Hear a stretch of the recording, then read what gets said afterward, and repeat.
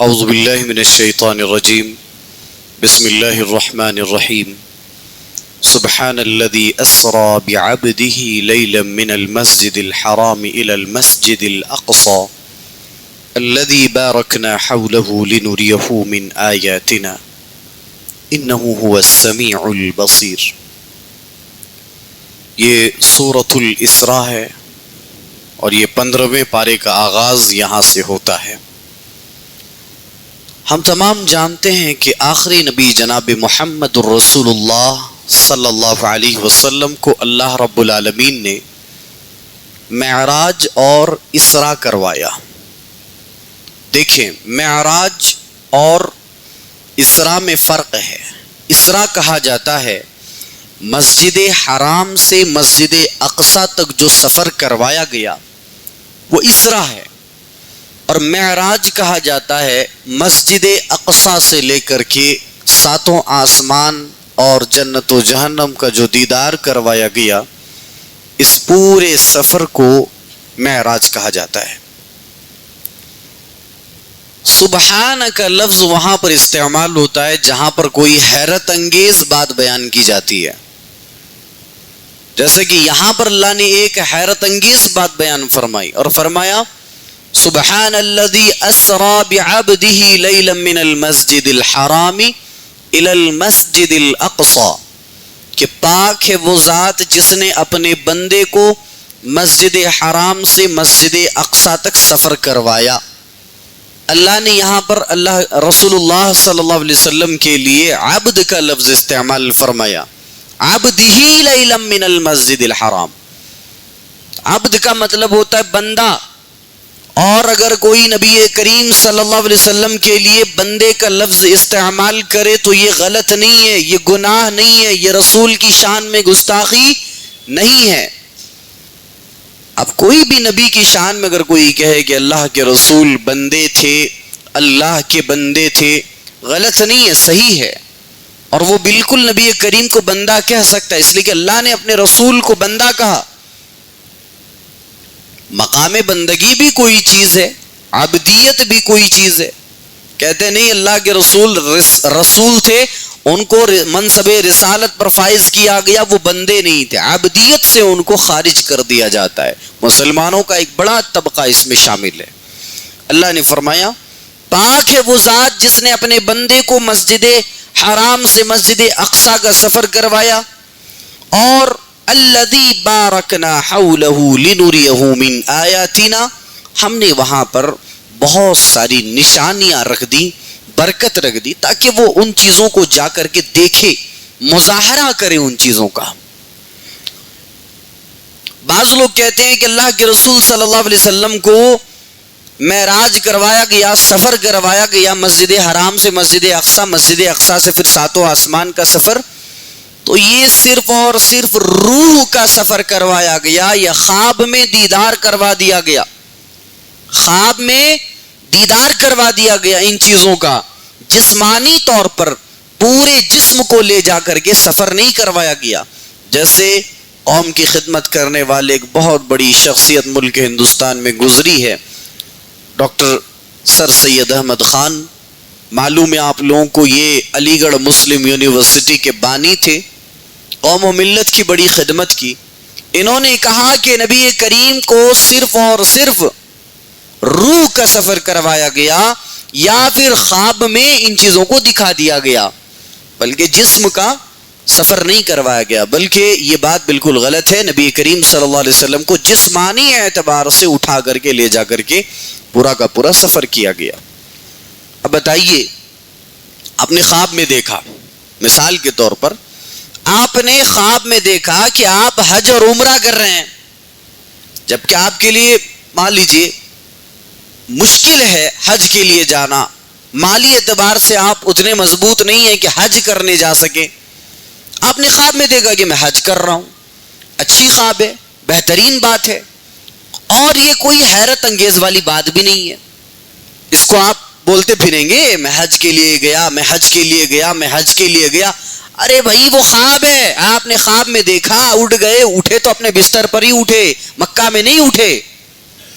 یہاں پر وہی بات بتلائی گئی کہ ہم نے اپنے بندے کو جسمانی اعتبار سے پورا کا پورا سفر کروایا. کیوں؟ اس لیے کہ لفظ سبحانہ یہ بات بتلا رہا ہے, حیرت انگیز بات. جسمانی اعتبار سے ہم نے سفر کروایا. خواب میں اگر دکھا دیتا تو کوئی بڑی بات نہیں تھی, خواب میں اگر دیکھ لیتے چیزوں کو تو کوئی بڑی بات نہیں تھی, لیکن چونکہ نبی کو جسمانی اعتبار سے سفر کروایا, کہا گیا سبحان الذی اسری بعبدہ, پاک ہے وہ ذات جس نے اپنے بندے کو سفر کروایا. تو اس سے معلوم ہوتا ہے کہ اگر کوئی کہے کہ روحانی اعتبار سے لے کے گئے تھے یا خواب میں دکھا دیا گیا تھا, تو وہ قرآن حکیم کی آیت کریمہ کا منکر ہے اور اس کو اپنے اس عقیدے سے رجوع کرنا چاہیے.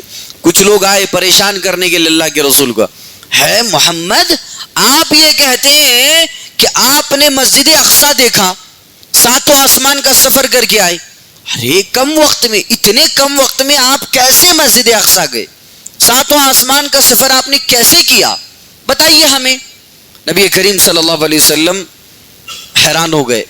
بھائی میں تو اپنے کام کے لیے گیا تھا, اپنے مقصد سے گیا تھا, جس مقصد سے گئے تھے وہ مقصد پورا کر لیا, آ گئے. نبیوں کی امامت کروانی تھی, امامت کروا دی نبیوں کی امامت کے بعد واپس آ گئے معراج کرنے کے بعد, پورا کا پورا سفر کرنے کے بعد. اب آپ ہی سے اگر پوچھا جائے, آپ 7-8 سال سے اس مسجد میں نماز پڑھ رہے ہیں, بتائیے پنکھے کتنے ہیں؟ معلوم ہے؟ نہیں معلوم ہے. کھڑکیاں ہی اگر پوچھ دیں تو معلوم نہیں ہے کھڑکیاں کتنے ہیں.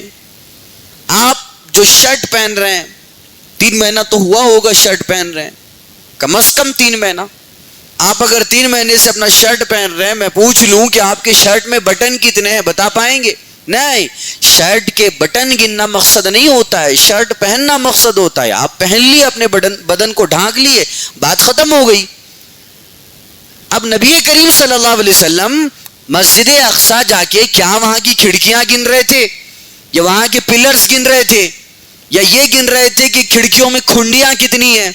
یہ کافر و مشرکین آگے پوچھنے لگے, اللہ کے رسول آپ بتائیے مسجد کے اندر کھڑکیاں کتنی ہیں؟ اگر آپ گئے تھے تو بتائیے کھڑکیاں کتنی ہیں.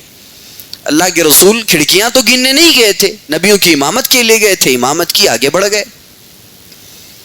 اللہ کے رسول صلی اللہ علیہ وسلم پریشان ہو گئے کہ بھئی میں تو کھڑکیاں گننے نہیں گیا تھا, ان کو بتاؤں کیسے؟ بہرکیف اللہ رب العالمین نے وحی کر دی, دکھا دیا پورا کا پورا, اے نبی کریم صلی اللہ علیہ وسلم یہ دیکھیے مسجد اقصی میں اتنی کھڑکیاں ہیں. جو سوال کرتے تھے اس کا فوراً جواب دے دیتے تھے.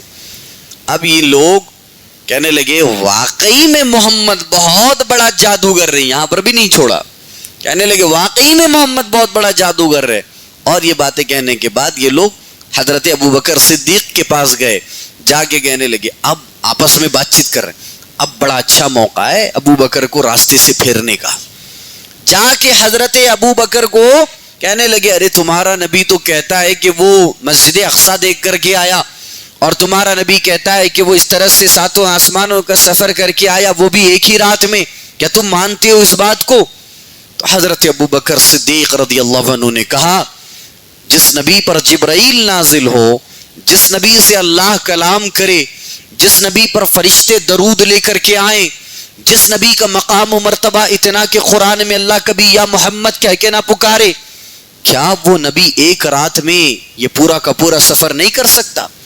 یقیناً میرے اللہ نے ان کو سفر کروایا اور اللہ ہر چیز پر قادر ہے. اگر میرے رسول کہہ رہے ہیں کہ انہوں نے سفر کیا ہے تو میں اس کو مانتا ہوں اور میں اس کو تسلیم کرتا ہوں. یہ جب انہوں نے تسلیم کیا تو اللہ کے رسول صلی اللہ علیہ وسلم نے انہیں صدیق کا لقب عطا کیا. یہیں سے ان کو ابو بکر کہا جاتا تھا اب تک. اب ابو بکر صدیق کہا جانے لگا کہ سب سے پہلے اگر نبی کی تصدیق کسی نے کی تو ابو بکر نے کی. یہ صدیق کا مقام اور مرتبہ ہے. اس کے بعد اللہ رب العالمین نے فرمایا وَقَضَيْنَا إِلَىٰ بَنِي إِسْرَائِيلَ فِي الْكِتَابِ لَتُفْسِدُنَّ فِي الْأَرْضِ مَرَّتَيْنِ وَلَتَعْلُنَّ عُلُوًّا كَبِيرًا. بنی اسرائیل نے 2 مرتبہ نافرمانیاں کی, اور اللہ نے توریت میں بیان فرما دیا تھا کہ ہم ان کو پریشان کر دیں گے, ہم ان کے اوپر عذاب مسلط کریں گے. 2 مرتبہ انہوں نے نافرمانی کیسے کی؟ ایک تو تورات آیا تو انہوں نے منہ موڑ لیا, توریت کو نہیں مانا.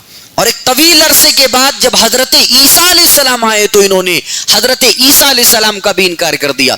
اللہ تعالیٰ نے ان کے اوپر لڑاکو بندوں کو مسلط کر دیا, اور لڑنے والے جو بڑے ہی خوخار ٹائپ کے لوگ تھے ان کو اللہ تعالیٰ نے بنی اسرائیل پر مسلط کر دیا. قرآن حکیم کے الفاظ ہیں فجاسو خلال الدیار.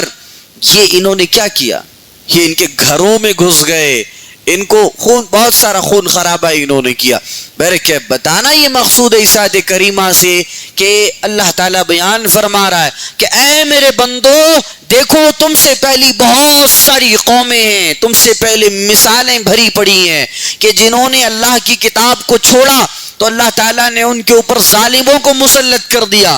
اور ایک قوم آئی بنی اسرائیل میں جنہوں نے حضرت عیسیٰ علیہ السلام کا انکار کیا تو اللہ رب العالمین نے ان کے اوپر ظالم قوم کو مسلط کر دیا اور ان کو پریشان کر دیا, ان کو عذاب میں مبتلا کر دیا.